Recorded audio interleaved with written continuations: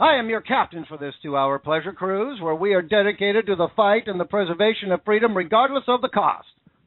Now remember, shipmates, freedom ain't cheap, but we can afford it. It's tyranny that we cannot afford, and we must not afford it. We must not pay for it. We must not have it. We have a very, very, very busy news day today. I mean, this is just, it's nonstop. I don't know how much we're going to get through today. Honest to God, I really don't.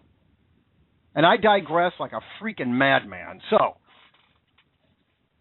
we have got to lift our jib and get this damn freedom ship underway. Okay, we are officially underway and headed out to sea. Bosun mate, shift colors. All right. Now, before we get to the scuttlebutt of the day here today, and forgive me, I'm a little bit out of breath, because when I hear music, I got to get up and dance. It's just the way it is. Well, that song, Born Free by Kid Rock, I don't know what happened. The producer who did this, there's a couple of skips and stuff in here, so I guess I got to go back now and redo this myself, because it sounds like crap. But anyway, I hear the music and I got to dance. Now I'm out of breath. Well, let's get going here. Obama's approval numbers are now at 59% that in the disapproval. Well, I'm not a real big poll guy, especially when they ask 1,000 people and say that this represents all of America. Well, 59%. I want to know who the hell is this 40%, 41%. Well, we have one of those 41% on here today. We've got a lot of sound bites today. We've got a lot of them, and we've got to get through these all. But how these liberals can actually go out there and defend this president's weakness, defend his absolute lack of leadership, that is just beyond all comprehension. Cannot figure it out. I can't even come close. There is no way that I can physically connect the dots together. I don't understand it. So let's get this first cut out of the way. This is this dingbat, this Kirsten Powers. I'm not a real big Bill O'Reilly fan. I don't know why I watched it again last night, but it wasn't very much. This woman here just turns me off. But what she was saying, I said, man, I've got to play this tomorrow. I just could not believe. Look, it's pathetic. If you can't see that this president is weak, and has been weak since the moment he put his hand on that Bible and screwed up his swearing in, if you can't see that, you can't see his lack of leadership, you can't see any of this stuff, you need to stay out of the conversation. You're not qualified to have a conversation about something you do not understand. That's the problem with liberalism. You don't need to understand the facts. The facts.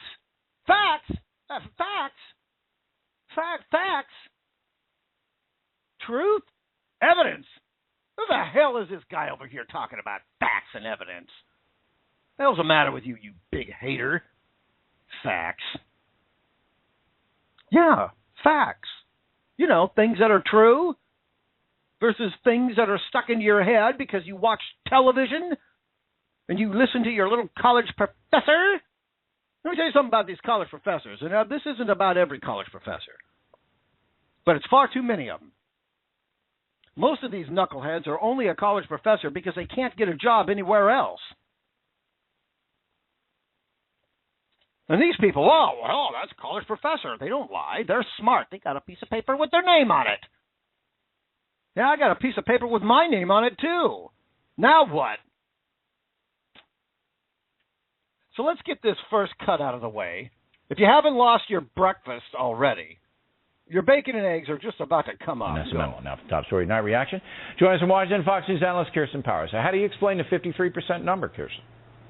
Well, it's actually pretty consistent from this same poll. When they asked them in November, you saw a similar gap between saying that he had strong qualities of leadership, which actually is slightly different than saying that he's a strong leader, and his approval rating. So it's roughly the same gap.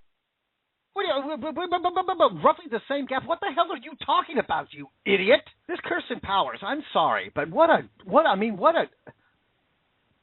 and you know that these people are just saying that. Well, why? Well, because we can't. I'm in the Democratic Party, and if I say anything negative against the Democratic Party, Well, then I won't be invited to any more parties. I won't be able to go to any more little clubs. I'll be ostracized from my little friends. If somebody's going to ostracize you because of how you believe, they're not your friend. Number one, you got to think for yourself. You can't think on party lines. I don't give a damn what the stupid party says. Look, one thing about conservatives, well, maybe not so much the politicians, but the people, the actual conservative people in the country, which, if you go by the polls, most people in this country, and have been forever, consider themselves much more conservative than they do liberal. That's number one. These are what I call made-by-TV Democrats, and my mother is one of them, and I love her. And if you listen to Democrats who say, oh, they vote Democrat all the time, Democrat, can't vote for them Republicans. Well, they're racist, and they're haters, and they're this, and they're that. They're just regurgitating what they hear on that stupid television, which, let me tell you something, shipmates, the television is not exactly the most reliable source of information. But these made-by-TV Democrats, and if you listen to them, a lot of them, when they start talking, they have a lot of conservative-minded thoughts. But they try to turn it around as if it's a Democrat thought. It's not. But because the television says that Republicans are haters, they're trying to take health care away from women, because we hate women. I mean, those penile challenged creatures, good God. They're just hideous. Yeah, I mean, you have to hate them. We just hate everybody. Hate everybody, hate everything. Hate. Let me tell you something. When people talk about nothing but hate, they're talking about themselves. They're not talking about you. Especially when you have somebody blaming you for being a hater. How am I a hater when I'm professing freedom for everybody? How is that hate? Well, because you're not going along the lines of the Democratic Party. And if you don't believe everything the Democratic Party says and you don't follow their little rules, then you're a hater. It's just the way it is. How you can defend this president, Kirsten Powers, any of you Democrats, at least with the conservative people, what I was trying to get at earlier, at least the conservative people, the American people, the conservative American people, they will turn on their politicians much quicker than any Democrat will turn on their politicians. They just won't. It's not about turning on your politician or sticking up for your politician. It's about sticking up for what is right, not the goddamn politician. Stick up for what is right. Don't stick up for the Democratic Party. Don't stick up for the Republican Party. Don't stick up for the politician. Stick up for what is right. Stick up for the Constitution once in a while. Maybe if you liberals would read the damn thing. Oh, you can't do that. I don't know what the hell she was talking about. Well, he has qualities of leadership versus being an actual leader. I mean, what does that mean, qualities of leadership? Leadership qualities versus actually being a leader. I mean, what does that mean? Well, I got leadership qualities. What does that mean? Seriously, what the hell does that mean, leadership qualities? Don't you think everybody has a certain amount of leadership qualities? I would think. This president doesn't have any leadership qualities, Miss Powers, you idiot. And then even Bill O'Reilly tried to ask her, and of course she couldn't give an answer. They're never going to give an answer.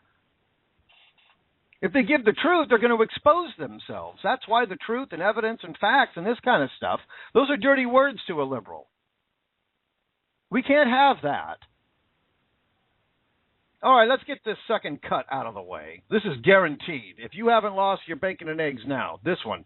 I think that he's been a good leader because that's an entirely different question. I'm saying that I think when a lot of Americans are asked, does he possess qualities of leadership, they think, does he have some qualities of leadership? Of course he does. He's a good orator. He's somebody who's good at, he's somebody who has turn the economy around. He's Nobody somebody who hasn't. they feel. Well, that's not true. The economy is turning around, and I think a lot of Americans feel that they are. Yes, it is. No, Bill. and I'll prove it. I'll prove it. Median wage is down and continues to fall. That's the economy. How much you're earning. It doesn't matter. No, there are a lot of other factors in the economy. For example, the real estate market turning around. I mean, there are other factors in terms of the unemployment rate dropping. There are things that you could say that point to the economy turning around, but that's not what we're talking about. Whoa,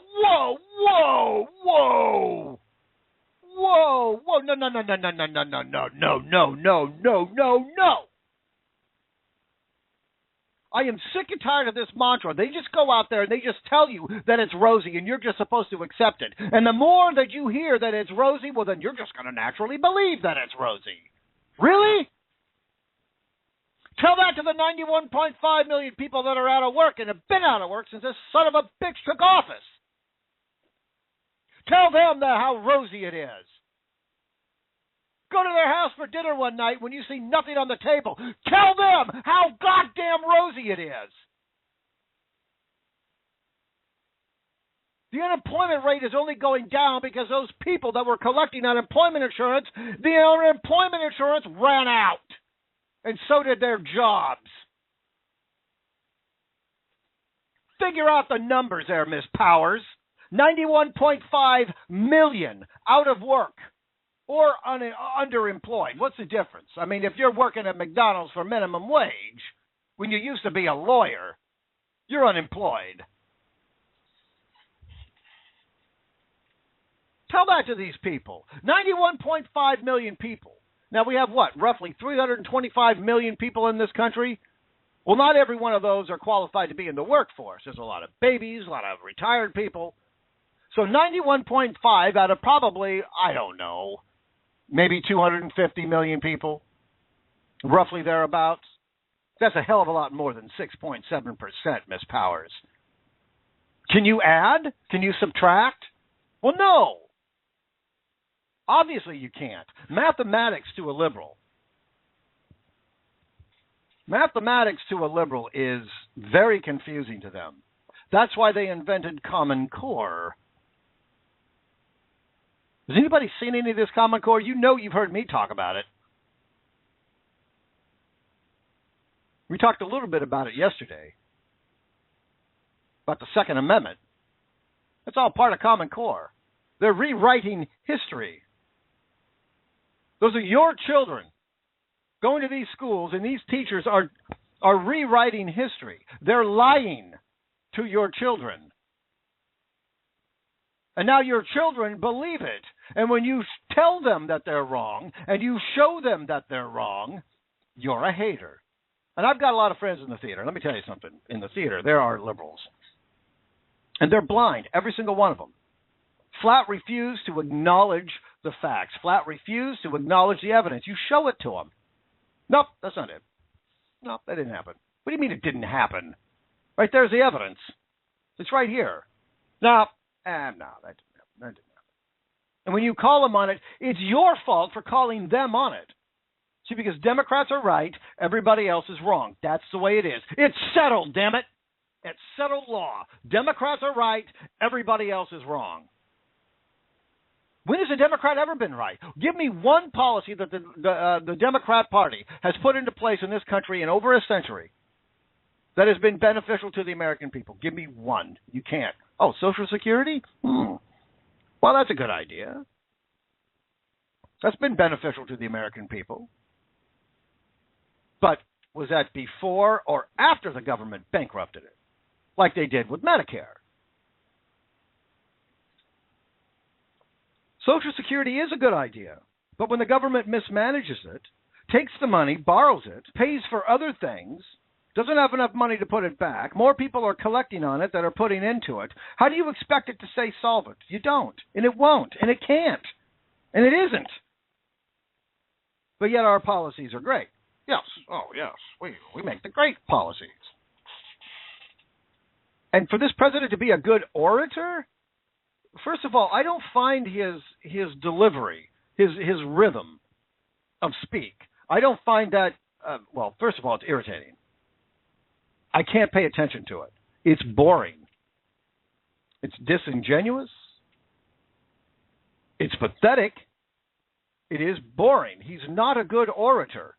That's not a good speaker. Speakers don't use teleprompters. Good speakers speak from the heart. They don't speak from a goddamn piece of paper or out of a teleprompter. You got to speak from the heart. If you're going to be a real leader, Miss Powers, you got to be able to speak from the heart. You got to be able to think from the brain. What the hell is she talking about? Oh, he's a good orator. Oh, well, somebody can go out and give a good speech. Well, that's leadership qualities for you. A speech. A speech. This is leadership. As long as you can give a good speech, well, then that's leadership quality for me. Damn right. How does that equate to leadership? Giving a speech. First of all, he's not a very good orator. I don't know where you people get this from. RSEPCT? Corpsman? And that's leadership. That's a good orator. Reading from a teleprompter. And the economy? Oh, the economy's turned around. You didn't know that? Those 91.5 million people out of work. So what? They didn't want to work anyway. You know, food and all that stuff is overrated. These people don't need to have a quality of life. They don't need that swimming pool. They don't need a boat. They don't need to take their family out to the movies every once in a while and enjoy themselves. They don't need to have actual meat on the table because it kills animals. Makes you a killer. Unbelievable. All right, I've had enough of this bimbo today.